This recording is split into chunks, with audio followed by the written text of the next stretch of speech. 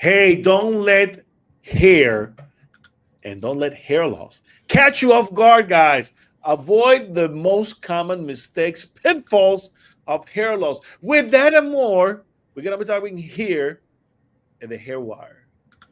Stay tuned, my friends.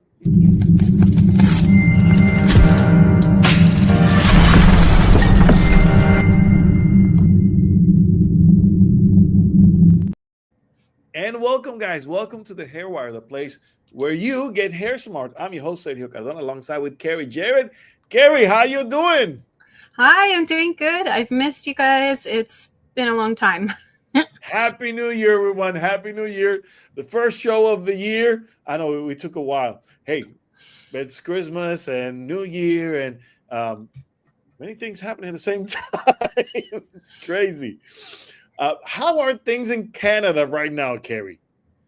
Things are good. It's really weirdly warm for us right now. The snow's been melting. Normally it's really cold. Yeah, this time last year I was in Cabo and it was minus 40, minus 50, and now it's today's +8? It's I don't know. Things are going hair wire everywhere. I'm gonna be pulling out my bathing suit soon. Doing some Canadian sunbathing. And how about you? How's it over there? You were saying it was cold and Basan had frost. Like, what is going on? I don't know. And by the way, whenever I say cold, I'm talking about 69, 71 degrees because over here in Puerto Rico, everything's over 90 most of the year. So, but by the way, in the top of the mountains, yes, we can get like 50s, but very, very rare, very rare.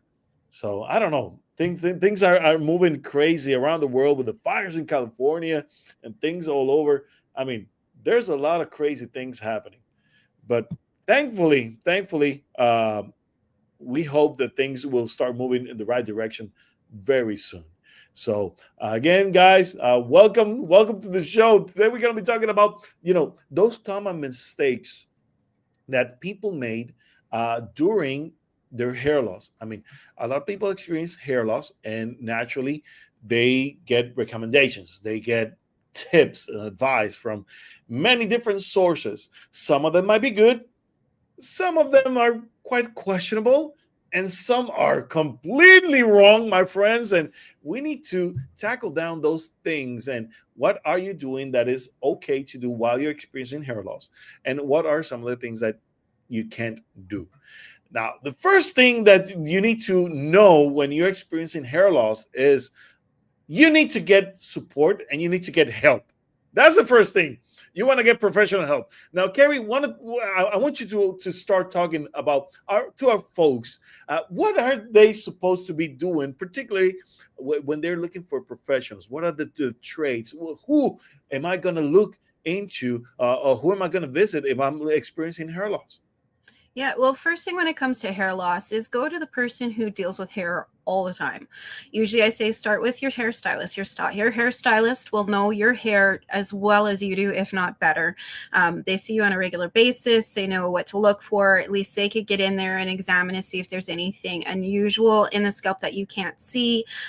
They'll also notice the hair pattern if you're shedding more.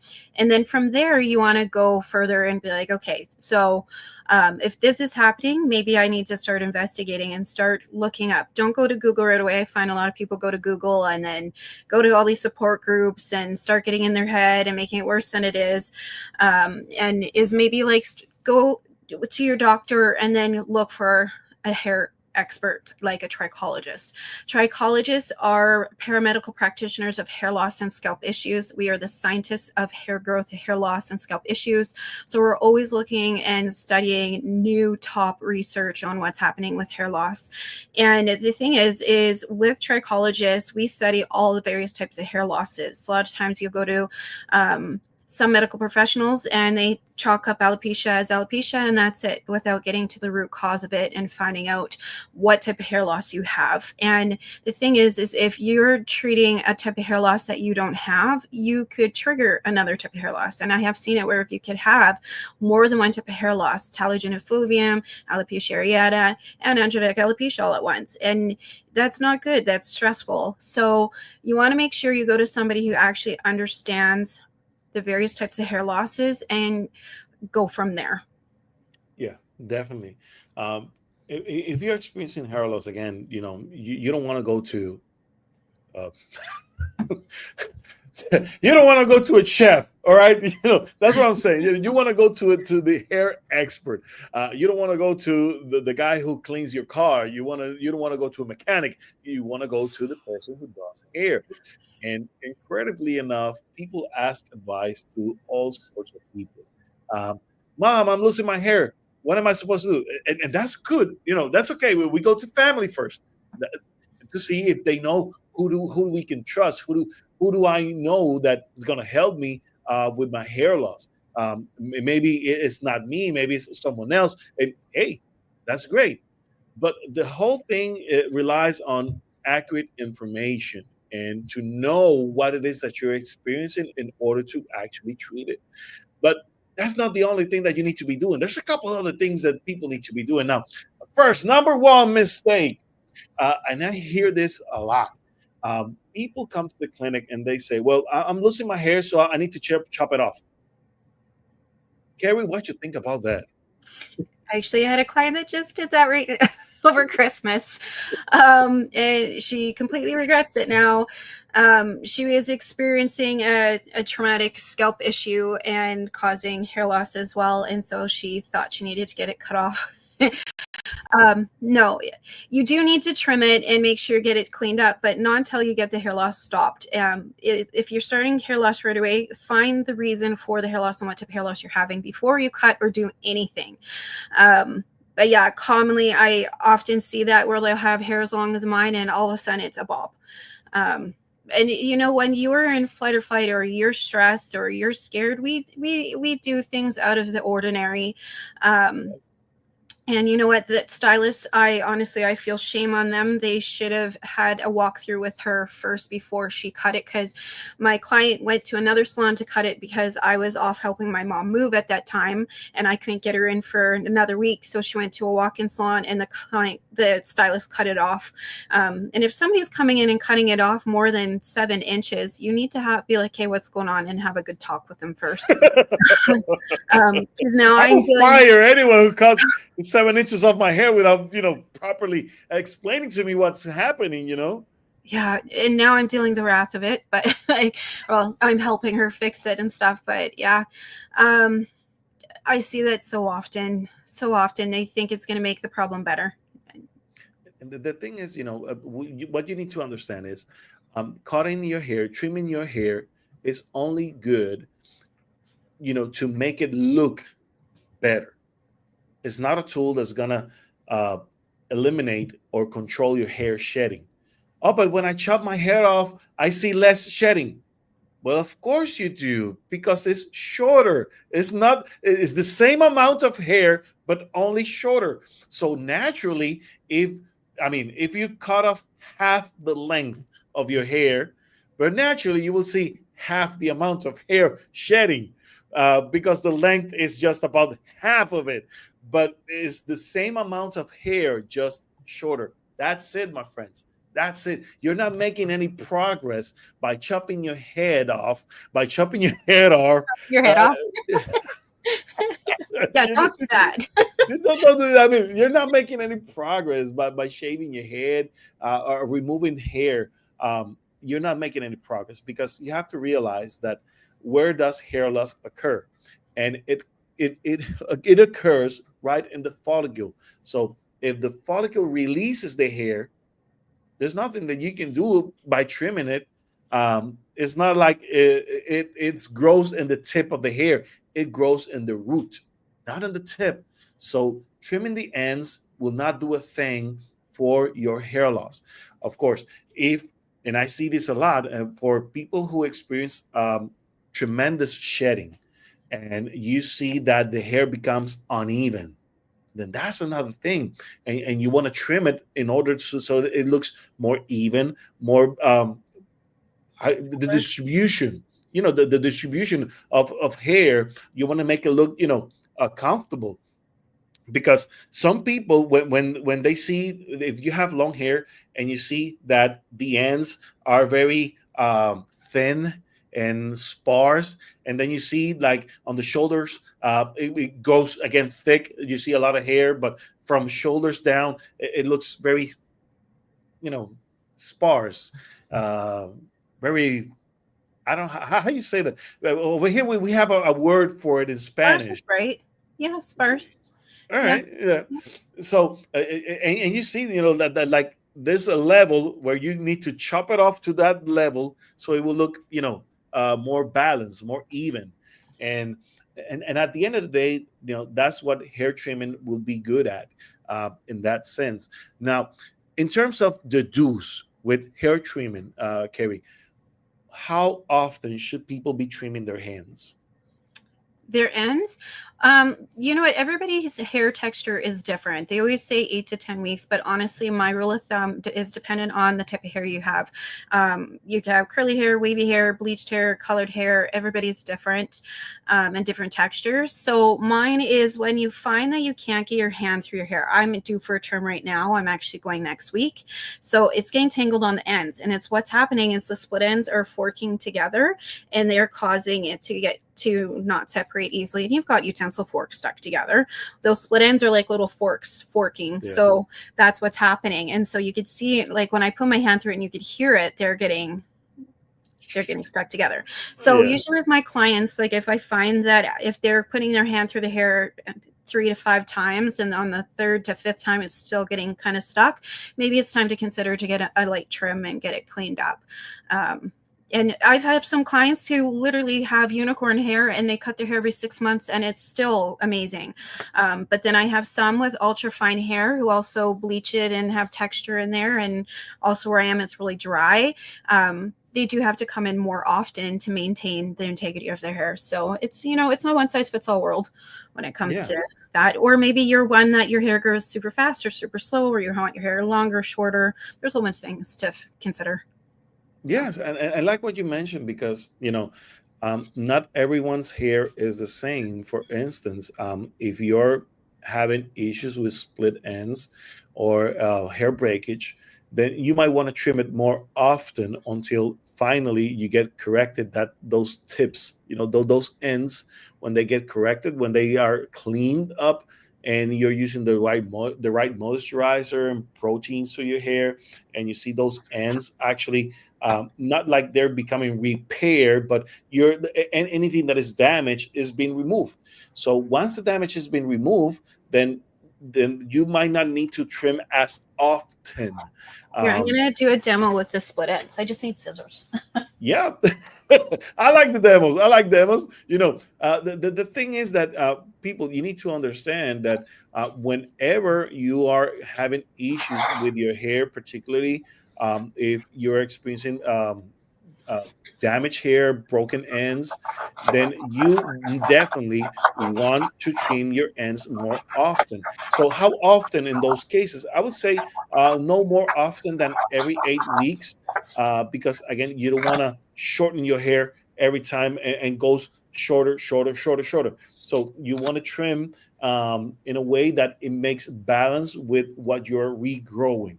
And you have to consider that hair grows about a fourth to half an inch a month. So, as was Kerry was mentioning, some people, they grow longer hair, faster, and some grow it slower. So depending on the rhythm on which your hair grows, that's the basically the time length that you would need to trim off.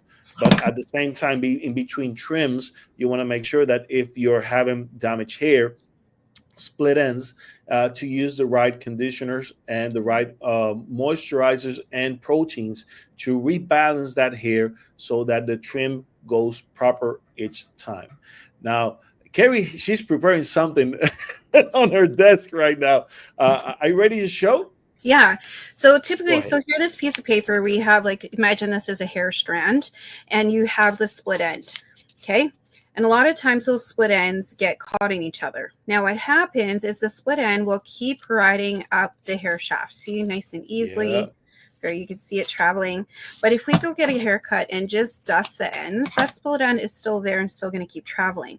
You need to cut it from Right above. above. See, now I'm having a harder time. So that's why it's important that you go and get those split ends taken care of.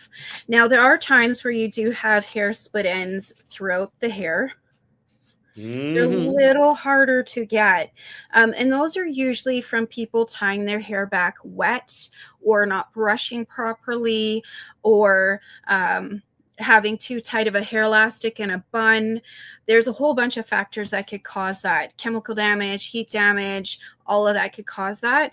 And there are techniques to get that out. And if you have a skilled hairstylist, they could go do techniques where they go and take the hair and essentially will take the scissors and do like almost like a shaving, and any of the hairs that pop up through the side, they could cut them out. I've done demos for this in the past.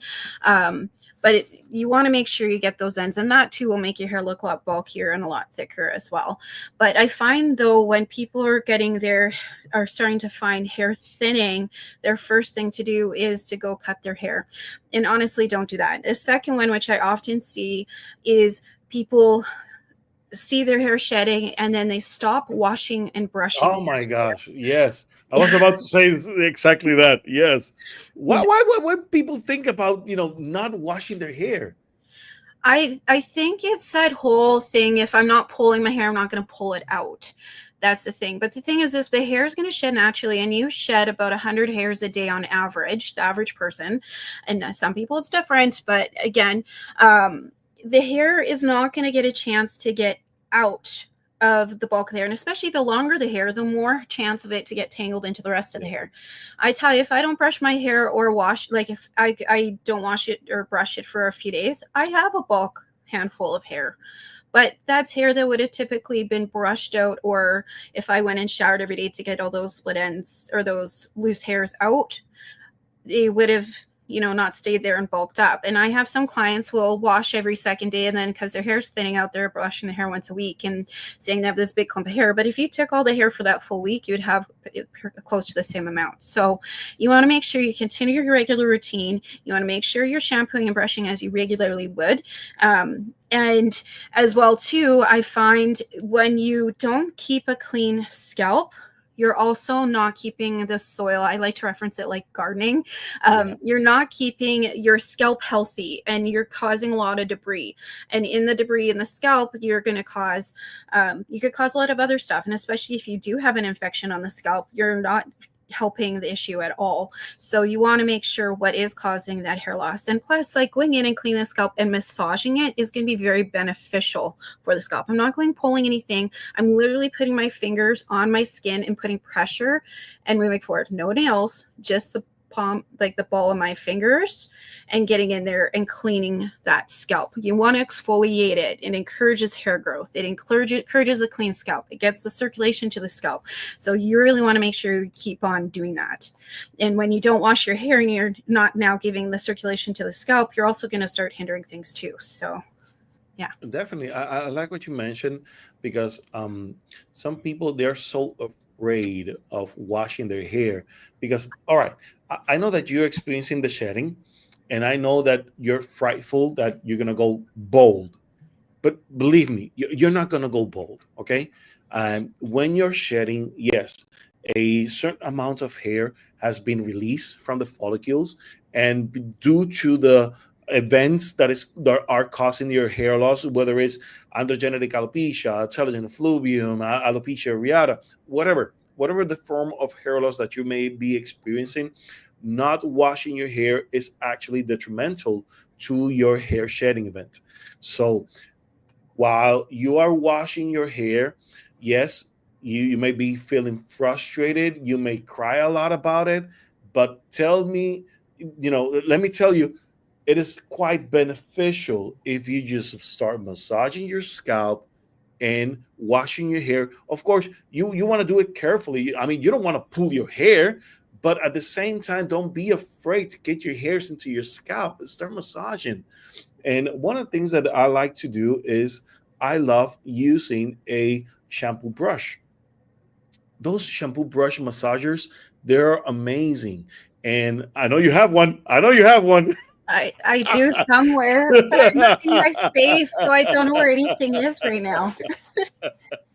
Don't worry. And the thing, guys, is that if you're using a shampoo brush, all right, the whole idea is that with the right massager, there you are. Okay, put it into the camera so people can know. Yes, yes, yes, And right then there. another, the one I use personally, this is what I use in my house. I make my own. Ooh. Yeah, and usually what I'll do is I will make aloe vera or whatever concoction. You know, I like my holistic stuff, so I'll make my holistic stuff, put in the freezer, and I will pop them out and use them as I need them. But these are also really good too. I like the idea. I like the idea. To build in a bar and to massage it. Yeah, because the whole thing is that by massaging any loose hair, you're just removing it. You're just removing it. And by removing those hairs, you have an empty follicle that you can actually wash, that you can actually clean, and will provide with the proper nutrients so that new hair can grow. So think about the process itself and consider that washing your hair is very healthy. Now, how often should you wash your hair while you're experiencing hair loss? Well, that will depend, of course, on the type of hair, the situation that you're experiencing. Me personally, if I'm seeing hair shedding, I like to wash it as often as possible, every day if it's possible. But of course, if you have long hair like Harry, huge hair, then washing your hair daily and with this winter and trying to dry it down, it will take you forever. Yeah, but now keep in mind with the longer hair. So I wash my hair every other day. I go every second day for me.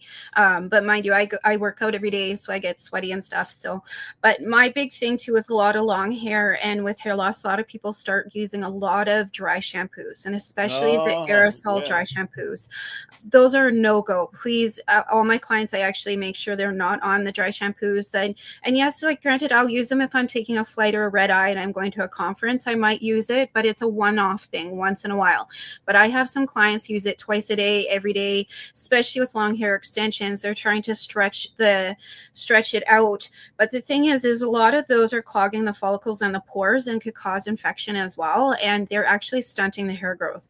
So if you do need to use a dry shampoo, there is a way. My personal way is what I will do is I will take the hair in sections and I will get more of a natural dry shampoo, and I have it in like a little soap dish type of thing, and I will use a paintbrush. And I use my flat artist brush, tap it into it, and just brush the hair. So none of it's getting on my scalp. The whole point of a dry Mm. shampoo is to absorb the oils in the scalp so that way it doesn't look greasy. And especially if your hair does get greasy and smelly and stuff, that's what you want. But I try not to get any on my scalp. I'm very cautious. I treat my scalp just as I do the face on my skin. Yes. So I like it that you mentioned that. Now, the other thing about washing is the the sequence. What am I using? What type of shampoo? What type of conditioner? And a lot of people they have a lot of trouble selecting the right shampoo. Now, what are some of the recommendations, Kerry? You as an expert cosmetologist, trichologist, and you have so many hats. But this for this particular question, I'm asking the cosmetologist. And trichologist. okay, for those that don't know, yes, I am a red seal, blue seal level foreman stylist and a certified trichologist. So yes, and I've been doing hair. I actually am a salon baby. I grew up in the salon, so 43 years. So I do know a lot about hair. Now, and I used to be an educator as well on stage for a few big companies. So, and I was the product knowledge. But when it comes to product and shampoo, I encourage people. I find still those really expensive hair loss shampoos, you know, they're snake oil, most of them. I say to still keep using what is recommended by your stylist for your hair. So if you need conditioners for hydration, if you need shampoo for curl or volume, make sure you're using the ones that are more for your hair type, and then incorporate more of the hair loss medical one based on what's recommended by the expert in that area of hair loss that you have. For myself, I like to stay clean. I look for products that are cleaner, and if they're high perfume, I do not use them just because I'm very sensitive to them.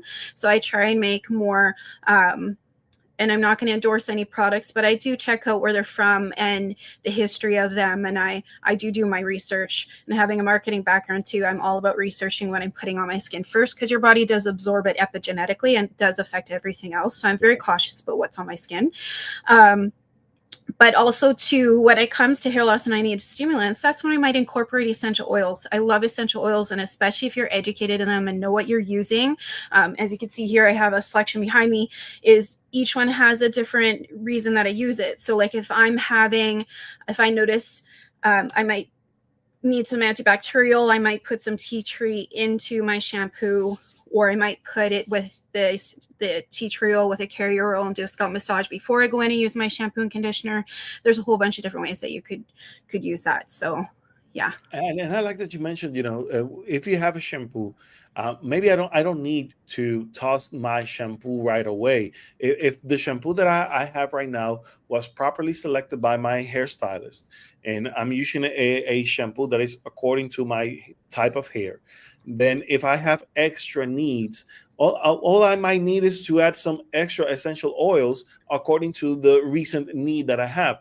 And I don't need to add it to the whole bottle of shampoo. I can just add it to the palm of my hand, a little bit of shampoo, a few drops of essential oils, and work through my transition to the need that I'm experiencing at that moment. For instance, if you have a lot of oiliness, if you're experiencing recent oiliness on your scalp or dandruff, definitely you can try something like lavender. You can try something like sage. You can try something like tea tree oil, maybe rosemary oil, and even citrus extracts, citrus oil can also be helpful for getting that deep cleansing in the process. So, and another thing that you want to do is to have more time exposure with the shampoo. So instead of just applying the shampoo and remove it right quickly, particularly if you have scalp issues like dandruff and oil,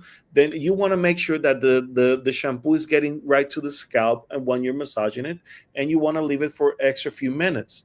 And then if you want to use your regular shampoo again, the second shampoo, the second application of shampoo, you do it without the essential oils, all right, and just go to the straight to the hair and go to the scalp, but you don't need to leave it for extra minutes. Now, the other issue with the washing process is the conditioner. A lot of people skip conditioner. Now, how important is conditioner whenever I'm washing my hair, Carrie? The whole point in conditioner is to balance the pH of the hair from root to end. When we put the shampoo, we're focusing on the mid shafts to the roots to clean it. And if you have longer hair, you shouldn't be shampooing the ends. The only time I let the shampoo go root to end is if I'm letting those suds run root to end to clean it. That's all it needs. But it's opening it up to a pH of 4, which opens up the cuticle a little bit, which could cause tangling, which is really hard, especially when you're brushing it. The whole point of conditioner is to close that and bounce that pH back to a natural pH for the hair. And so what you're doing is you're putting on the roots, your ends to the mid shaft to the ends to balance out that pH. And that's why it helps to keep the hair shiny root to end. And you can tell when somebody's shampooing root to end and using conditioner root to end, because their hair is shiny at the root and very dull at the end. But if you're doing it correctly, you'll have hair naturally shiny root to end. So you can see my ends are still quite shiny, just like my roots. You can see it's quite balanced because I'm balancing that pH. So, and yeah.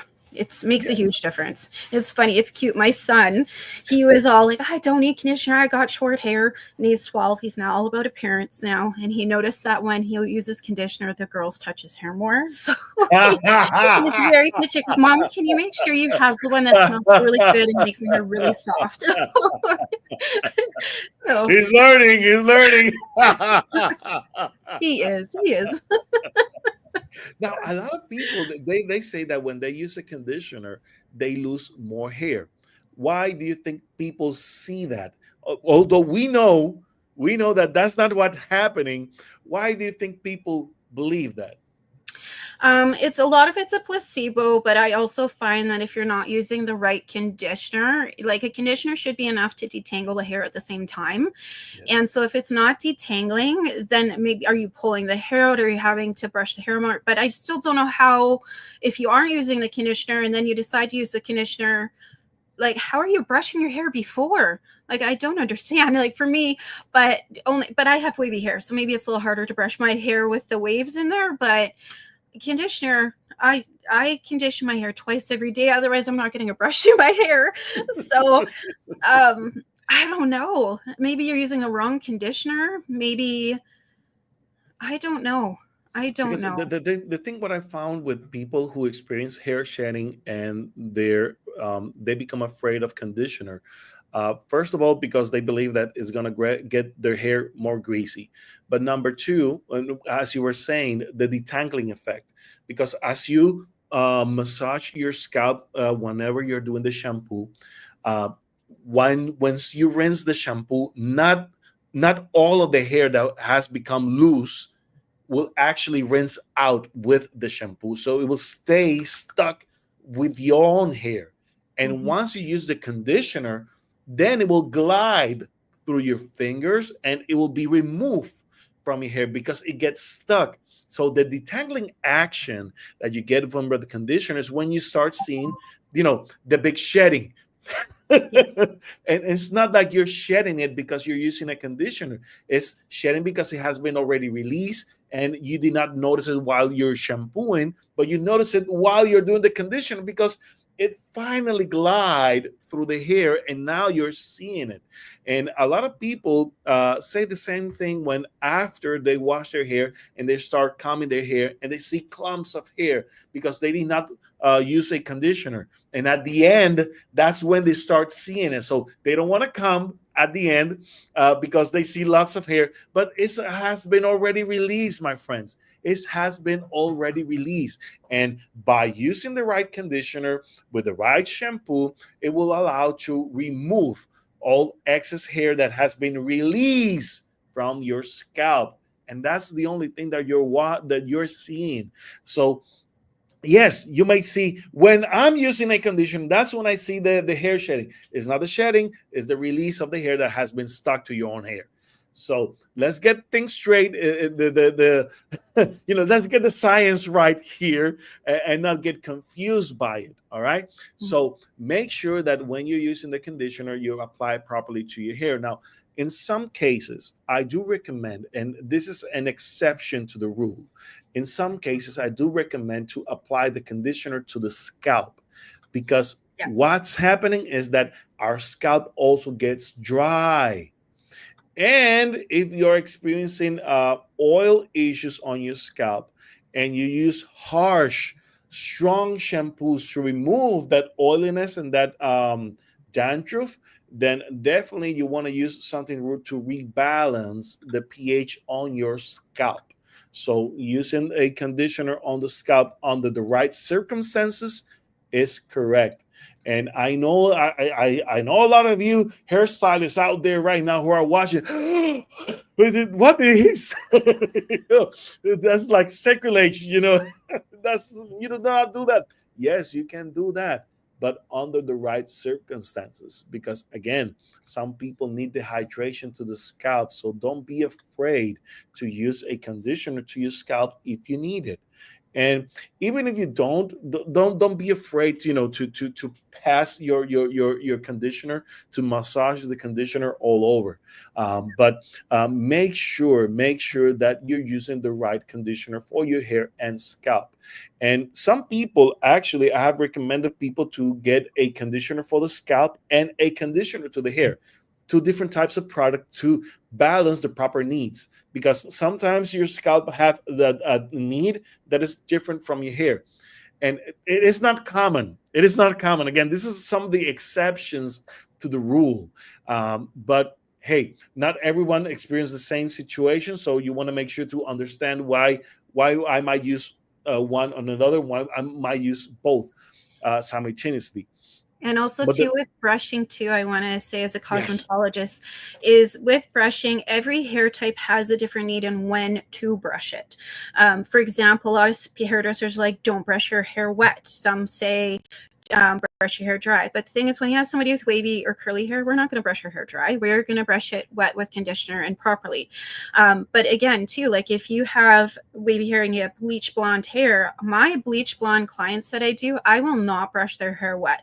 I will make sure yes, I have the proper conditioning in it to make sure it doesn't get tangled at the sink. And then what I'll do is I'll put it under a hood and let it dry before I brush it. But it's 100% dry before I brush bleach blonde hair, or if the hair is quite compromised. So there is a different time and place when to brush the hair for that hair type as well. The best thing to do is talk to your colorist or your hairstylist and find out what would be the best option for you. And it's not the same for everybody. I have about 5 different hair brushing tools I use that I recommend for each various type of clients. Some comb, some brush, some fingers, some wet, some dry, some with conditioner. Each of them have a different need. It's not a one size fits all world too with brushing as well. So sorry, I had to throw that in there yeah, no, because no, excellent. I like it. I like it. When to brush is very important as well, because you don't want to add traction yeah. or mechanical damage to your hair. And So why you don't want to brush your hair when it's wet. Next time you're in the shower, I want you guys to take a strand of hair and I want you to see when it's wet and just stretch it and see how far it stretches. And then do it while it's dry. You notice when it's wet, you'll be like, and when it's yep, dry, it won't stretch as much. And that's why it's so critical that you do not pull your hair back wet, because if it's pulled back wet, it has the most elasticity in it. And then when it dries, it's going to snap. And that's where you get all the split ends throughout the hair. So yeah, so it's very critical to understand why. And I sorry, I had to throw that in there no, no, with no. I like that you brought it up, because sometimes we see a lot in the hair salons that they actually brush it completely wet. They don't. You want to pre-dry your hair with your hands. Section it, towel and you blot it or tower blood, exactly. And you want to make sure that you have about 60 to 80% dry, and then you want to bring in the hair dryer, and then you want to add in the flat iron, but only because you have pre-dry the hair and not get it completely wet and start pulling the hair with a brush, because that's gonna break a lot of hair. And unfortunately, I see a lot of that in the hair salon. They just towel dry the hair, and you see the hair is still drenched in water, and they start pulling. Oh my gosh! So make sure that your stylist, make sure that your technique is correct, and clients, make sure that your stylist is doing it the right way, because if they don't, then you need to switch on hairstylist.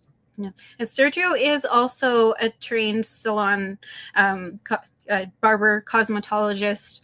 You'd be considered cosmetologist too, wouldn't you? Yeah. The thing is, I was, I would say, I was born and raised in a beauty school because of my father. Although I never formally studied cosmetology and barbering, but yes, You grew up in the salon. I grew up in a salon. You know what's kind of funny is you and I are very doppelganger. Like we're a month apart. We both grew up around the salon. It's kind of funny. Yeah, we're just family, just from different areas of the world, but brothers from another mother. right? Not a brother, but yes. uh, Hey, yeah. hey guys, it's about making sure that the procedure is right.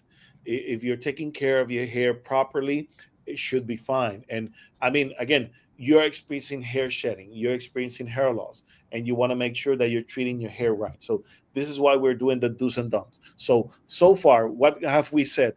Don't cut it. If you do not need, don't cut it. And if you're cutting it, making sure that you're doing it because you need to trim those ends and you're experiencing maybe hair breakage, and you want to make sure that you are correcting those ends. Also, wash your hair. Just, you know, don't wash your hair.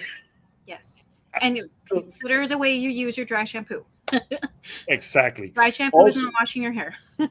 exactly. And also about the use of shampoos and conditioner, make sure that you're using the right one and that you're using them properly. Also, to comb your hair. Comb your hair before you wash it. After you wash it, you want to use a detangling comb. And then, you properly dry your hair, and then you start using the brush to polish your hair, to straighten it out and everything so you can style it properly.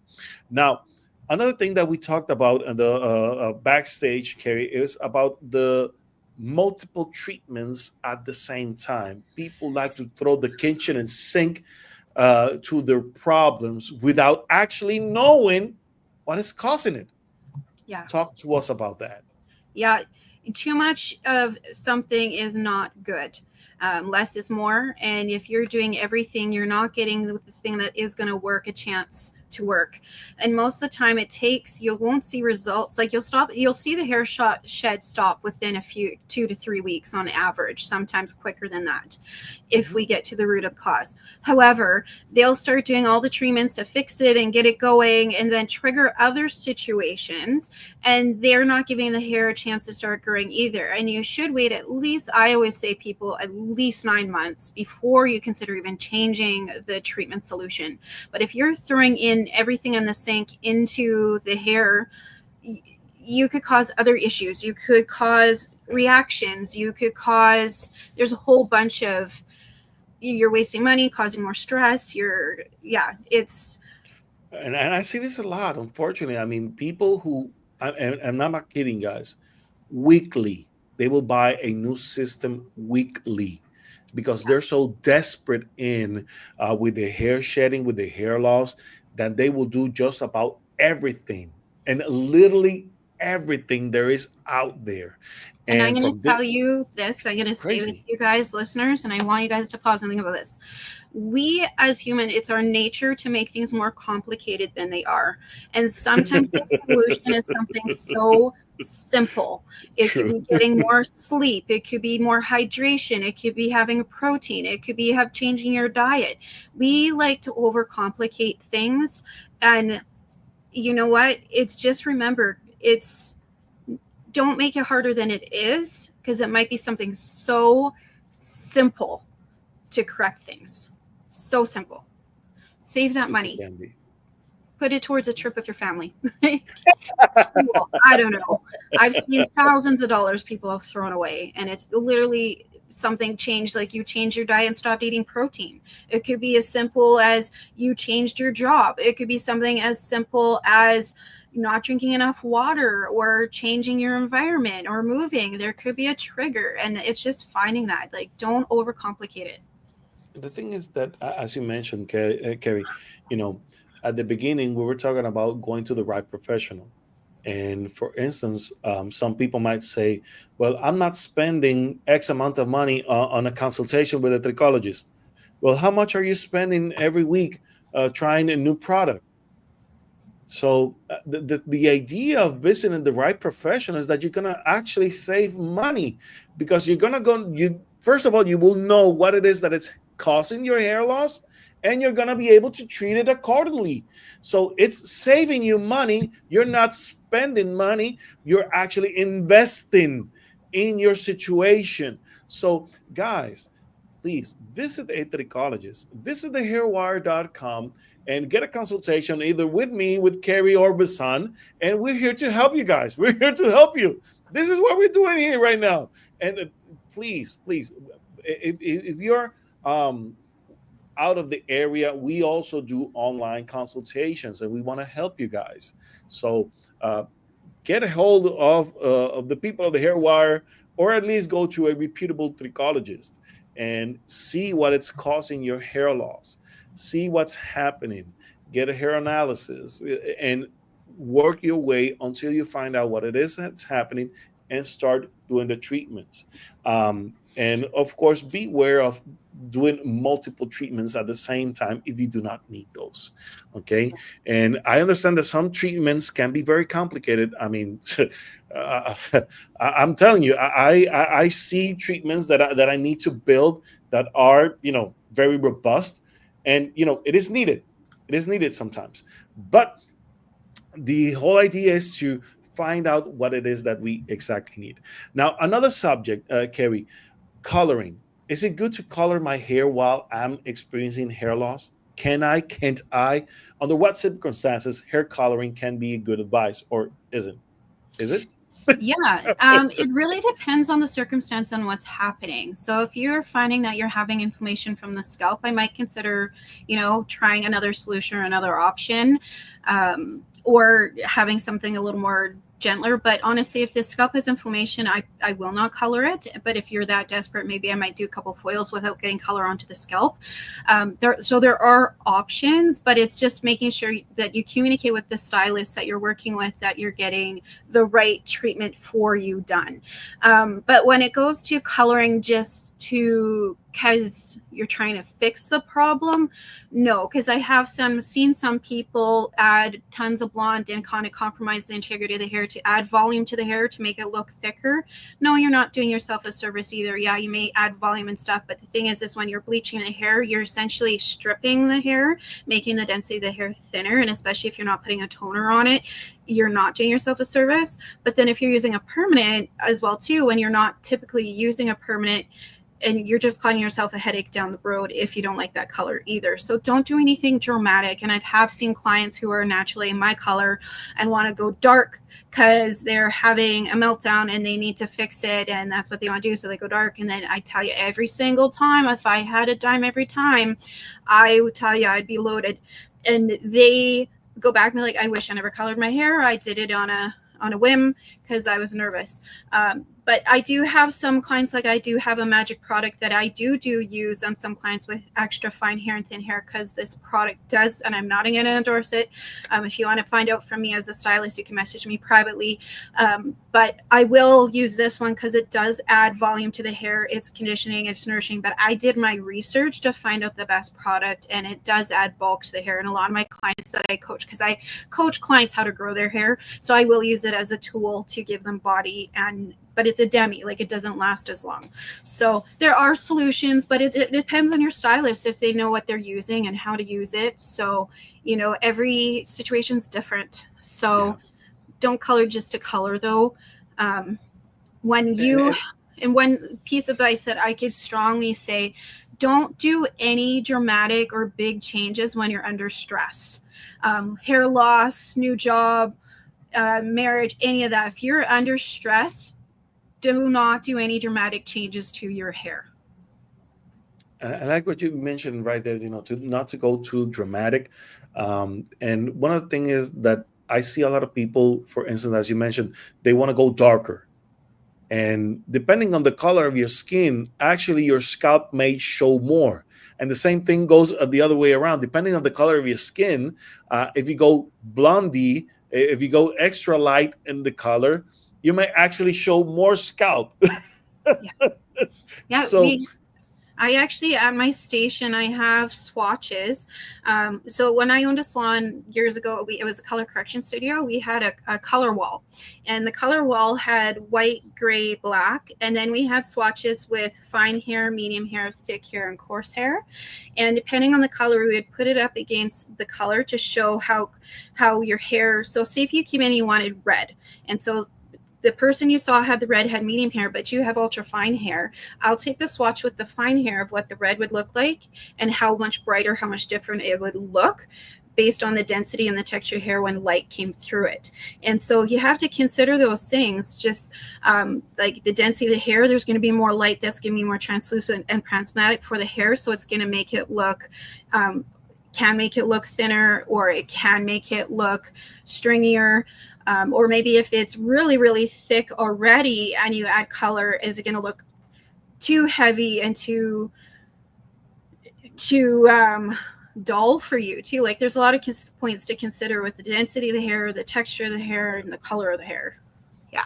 And the color of skin, because I know over there kind of people who are more white. But Well, over and here, you know, over here in Puerto Rico, we have all colors. So we go from very dark, very black to ultra white. So we have all colors, and well, we that's one of the things have that we also here. need to consider, that the color of your skin, and in terms of the color of your hair, what color are you going to be using. So it's very Yeah, and important as well. tone, like that. Yeah. I'm glad you brought that up, because tone, like in Canada, we have a lot. Most of us are Caucasian, but we do have a lot of mixed race out west and out east. But where I am, I'm in the prairies. But we do look at skin tone. I look at the veins in their skin Yes. and the color of their eyes. So if they have more blue veins and more cool tones in their eyes, I'll stick to the cooler tones. If they have green veins and warmer eyes, I'll stick to warmer tones. But if they have one or the other in both, they could usually do one or the other. So for example, with myself, yeah, I'm very fair, but if you put a warm color on me, I actually look really sick. So those tones you have to consider too, is putting a cool tone with a warm tone on your complexion, your skin. And yes, that will make a huge difference on the density of the hair too, and how you look. And especially if you don't feel good in your skin, it just has a butterfly effect. So you want to make sure you feel good all the way around and not go worse than you need to, right? So yeah. Definitely. Guys, I think I'm going to wrap this show up today, because we have so many things that we have talked today, and there's so many more in the list. I mean, we need to talk about stress management, diet, detoxing, and when you're experiencing multiple cycles, one after the next. Oh my gosh, that can be a mess, particularly on our emotions. But we were gonna leave that for the next show, because we're about an hour already up in the air. But I want to thank you, Carrie. I want to thank you guys for tuning in today, and on your comments, and everyone who's watching today.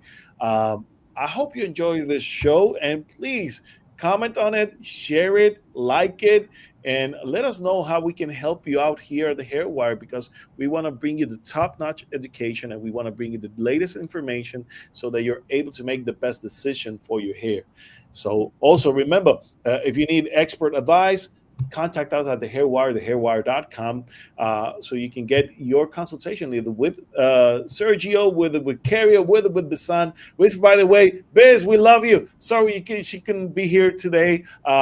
We miss you, but definitely next week we'll have you. And we just recently moved our shows from Wednesday to Mondays, so make sure that you're staying connected here at the Hairwire with us, and we'll see you next week. Carrie, anything you want to add before we go? Well, it's no rumor, but we are still working on the website, and for the professionals, we do have something coming out. So make sure you stay tuned, because you're going to be wanting to be a part of this, because we're doing this for you. Oh, yes. Yes, we are. Thank you, Gary. Thank you, guys. God bless you. We'll see you next week. Bye-bye.